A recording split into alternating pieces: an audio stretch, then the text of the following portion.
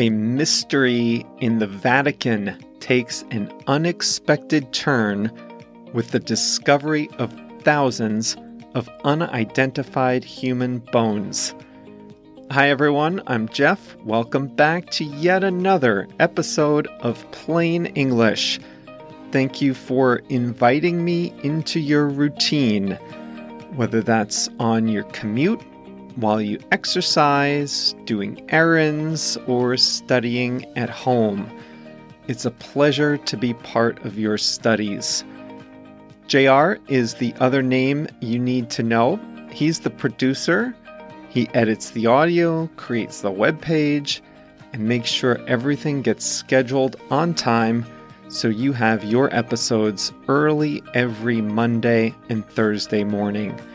Speaking of the webpage, the URL for this episode is plainenglish.com/178 because, well, this is episode 178.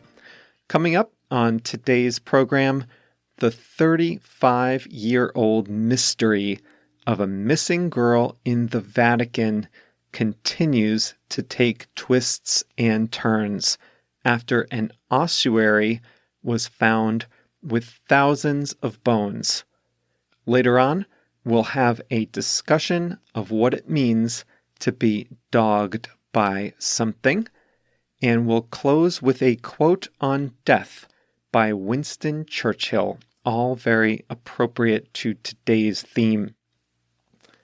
If you enjoy Plain English, then you might like getting the emails we make for every episode. They have links to English articles about the main topic, so you can do some further reading in English. And we also explain one additional word or phrase from the episode content, all for free every Monday and Thursday. And to get those, just visit plainenglish.com/mail.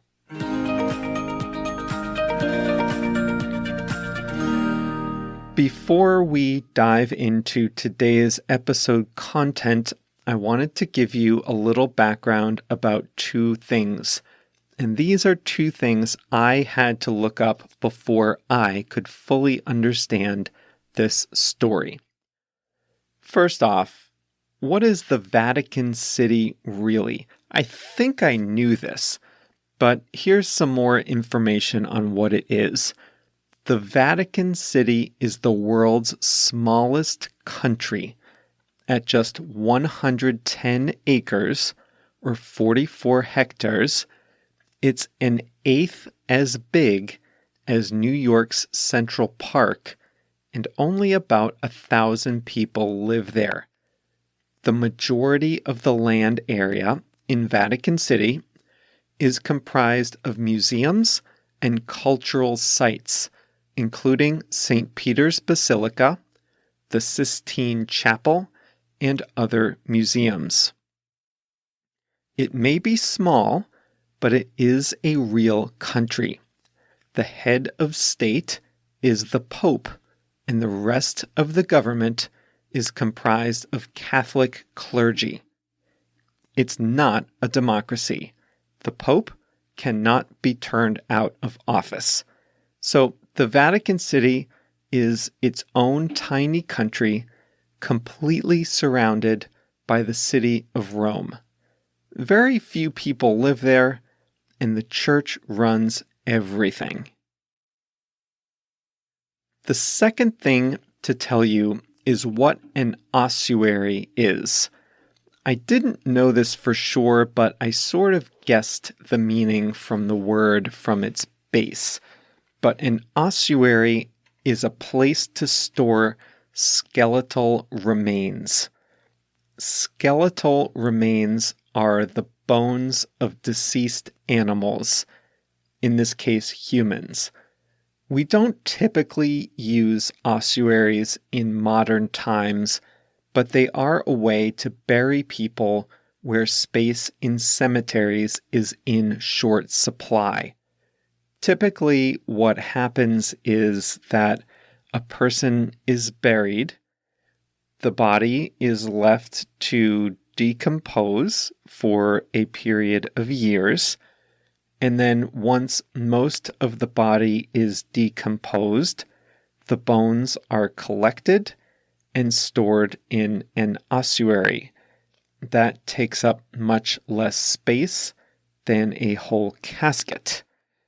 Sorry to gross you out on a Monday morning, but that's just part of the story. We need to know what all this stuff is. So now we're ready to go. 36 years ago, a 15-year-old girl named Emanuela Orlandi disappeared after leaving a music lesson in Rome. She was the daughter of a Vatican City employee. She was never found, but her disappearance has captured media attention and inspired conspiracy theories over the years. In one theory, she was kidnapped by the mafia. In another theory, her kidnapping was related to a plot to kill Pope John Paul II. Many people believe that her disappearance had something to do with the financial scandals that dogged the church in the 1980s. Her father worked at the Vatican Bank. However, nobody knows what happened to her, and the trail has been cold for quite some time. Investigators have exhumed remains to investigate her fate before, but she has never been found. In late 2017, Pietro Orlandi, her brother, was approached by people who told him that his sister might be buried in the Teutonic Cemetery in the Vatican City. He received an anonymous letter saying exactly where his sister was buried. The letter showed a small tomb in the Teutonic Cemetery where 2 German princesses were buried, and both those princesses died in the mid-1800s, so it was an old tomb, an old grave. The Vatican City agreed to exhume the remains and test for DNA, and this process was led by a professor of forensic science in Rome under the supervision of the Vatican City's chief prosecutor. So they went to this tomb where the 2 German princesses were buried, and they were going to investigate to see if the body of Emanuela Orlandi was in there. When they opened the tombs up, they were shocked at what they found. Nothing. Nobody was buried there. Not only did they not find the remains of Emanuela Orlandi, but now the Vatican has to explain to the family of the 2 German princesses what happened to their ancestor's body. And that's still not all. The Vatican wanted to investigate why exactly there would have been nothing in the tombs. And in its research, it found that the cemetery had undergone renovations in the 1960s and 1970s. So they did a little digging around the same cemetery, and that's when they found 2 ossuaries containing skeletal remains, thousands of bones. They had not been aware that the ossuaries were there. Some ossuaries are boxes, but often they are just underground cavities, just a big open space, which was the case here. They were located under a trap door in the basement of a church college. So now there is a new mystery. Who are all these people, And is Emanuela Orlandi among them? It was impossible to say how many individuals were represented among the bones found, but they packed the bones up in a sealed bag and proceeded to do some testing on them. With carbon testing, scientists can approximate the era from which the bones came. And finally, last weekend, the news came out. The bones are too old to belong to the missing girl. The mystery endures.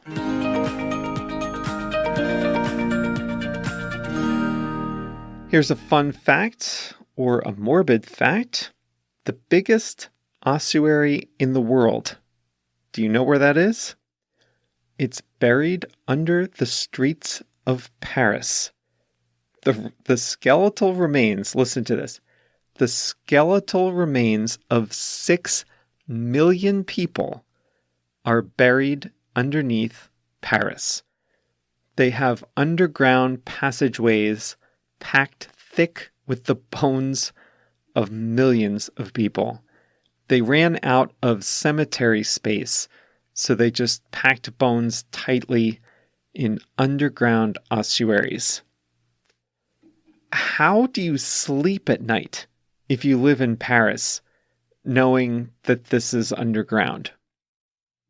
By the way, what do you guys think happened? We have listeners in Italy, a lot of them, and I want to know what you guys think happened here. I don't know, but I wonder if people weren't just playing a cruel trick on the family. They suffered the disappearance of the girl, their relative.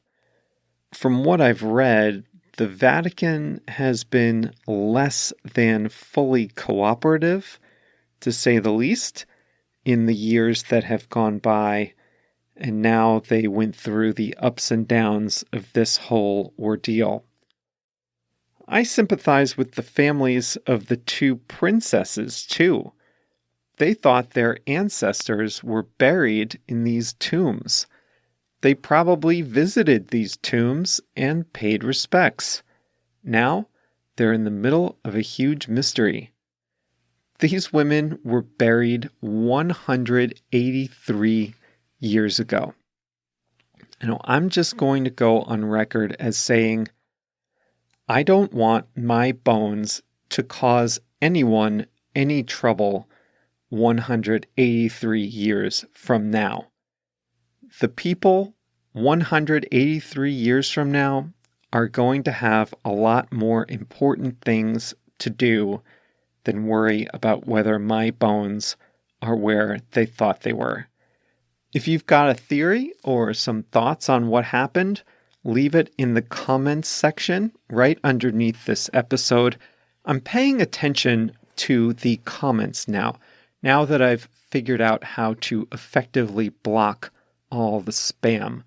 So leave your message, practice your writing a little bit. Some of your fellow listeners have done that with some recent episodes, and leave a comment underneath this episode transcript at plainenglish.com/178.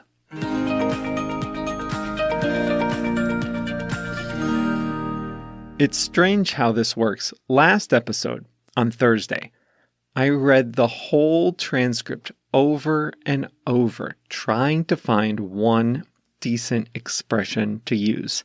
I finally found one. Keep to yourself.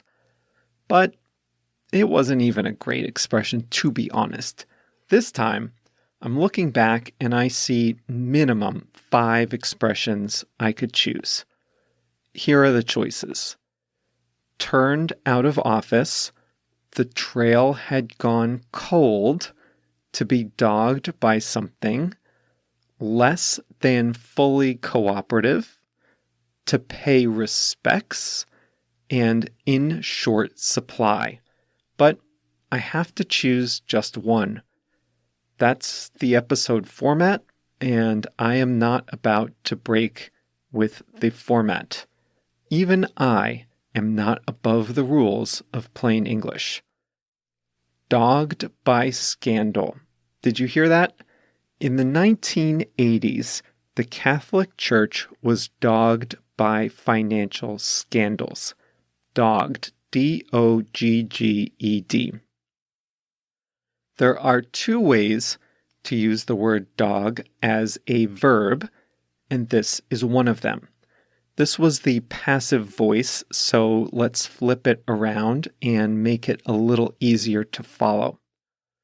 Scandals dogged the Catholic Church in the 1980s. What this means is that the financial scandals caused worry, embarrassment, and suffering to the church at this time.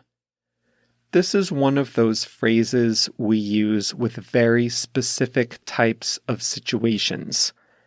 There are only a handful of cases in which you can use the word dog like this, but the word is very, very common in those few cases.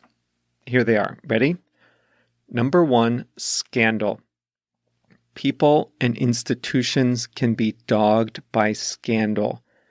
The Catholic Church has been dogged by a sexual abuse scandal in recent years.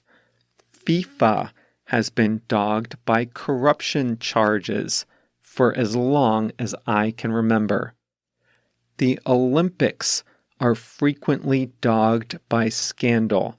The head of the Japanese Olympic Committee had to resign after he was implicated in a vote-buying scandal to get the games in Tokyo. What else is new? Don't get me going on the Olympics.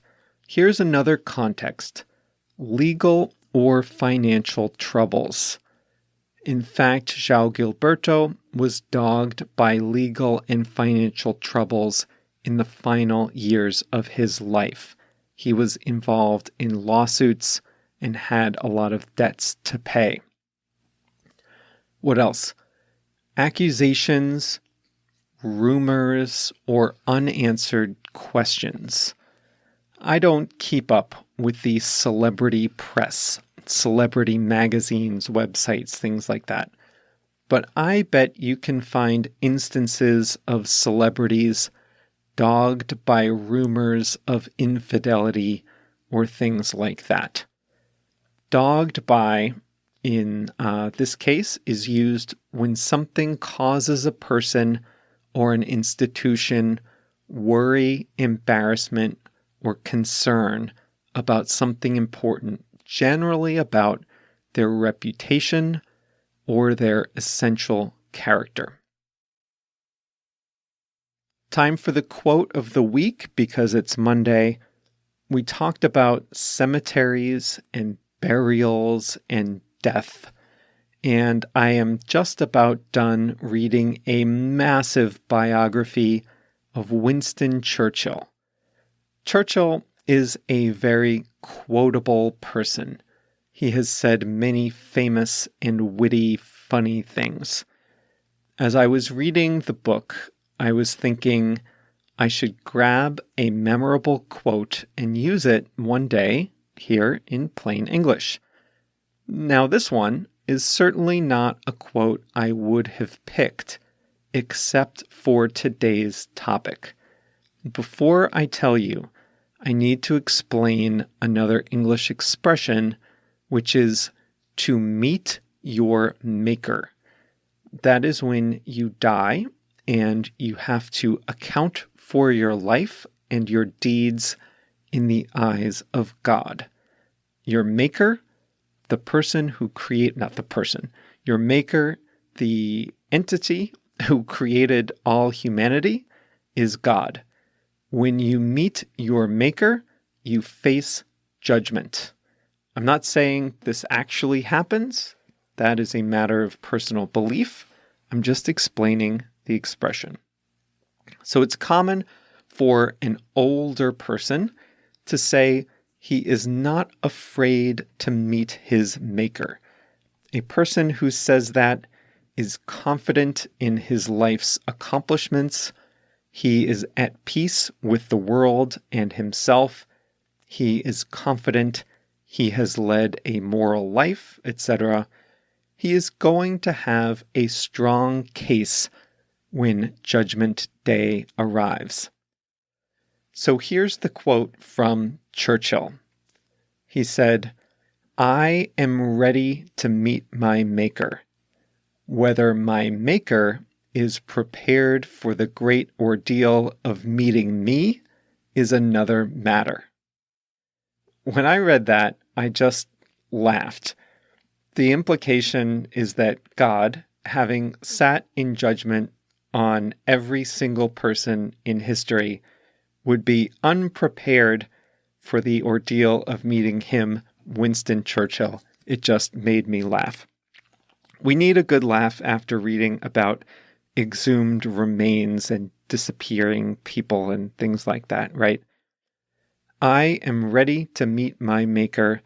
Whether my Maker is prepared for meeting me is another matter. That's all for today. By the way, I want to say thank you to Bruno from Minneapolis, Minnesota, up north here in the central part of the United States, for suggesting today's topic. Don't forget to sign up for our email resources. JR sends those out with great care every Monday and Thursday, shortly after the episodes are released to your podcast app. To get those, go to plainenglish.com/mail, M-A-I-L, and enter your details. We'll be back with another exciting episode of Plain English this Thursday. I can't wait to be back with you once again. If you enjoy listening to Plain English, then I'd like you to consider joining Plain English Plus. With video lessons, faster audio, flashcards, and online courses, it's the best way to take your English to the next level. Visit plainenglish.com/plus to read all about it.